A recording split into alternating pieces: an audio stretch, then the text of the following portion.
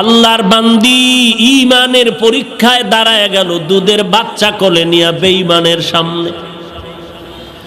বেঈমান জালেম কয়, ও নারী তুমি মুসলমান? বলে হ্যাঁ। বলে ইসলাম ছেড়ে দাও, আমার পায়ে সিজদা লাগাও। আল্লাহর বান্দি চিল্লায় কয়, রে বেঈমান, এই কপালটা আমার মালিকের জন্য অক্ষ করে দিয়েছি, এই কপাল আর কোনো বেঈমানের পায়ের নিচে নিব না। বেঈমান ডাক দিয়া কয়, দেরি করিস না, তো আগুনের মধ্যে জ্বালায় দেওয়া হবে। আল্লাহর বান্দি ডাক দিয়া কয়, ও বেঈমান, জীবনটাও দিতে রাজি, তবে বেঈমানের কাছে মাথা নত করতে রাজি না।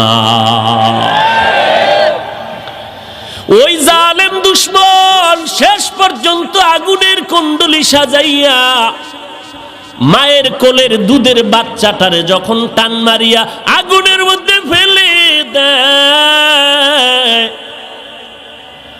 মা চোখের পানি ছেড়ে চোখের পানি ছেড়ে কান্না করেন, হে মালিক,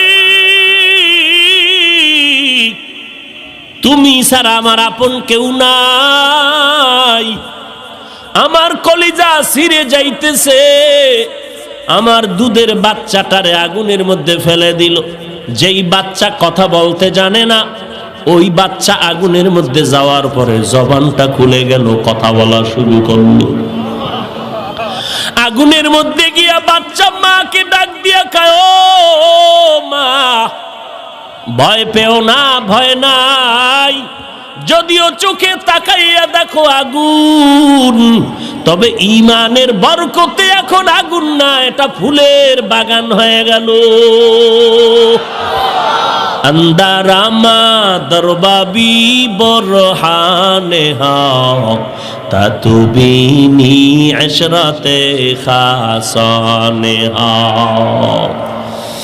আল্লাহর বান্দা যখন ওই বাচ্চা কথা বলা শুরু করলো, বেঈমানের মাথা গরম হয়ে গেল। বাচ্চা ডাক দিয়া কয়, মা,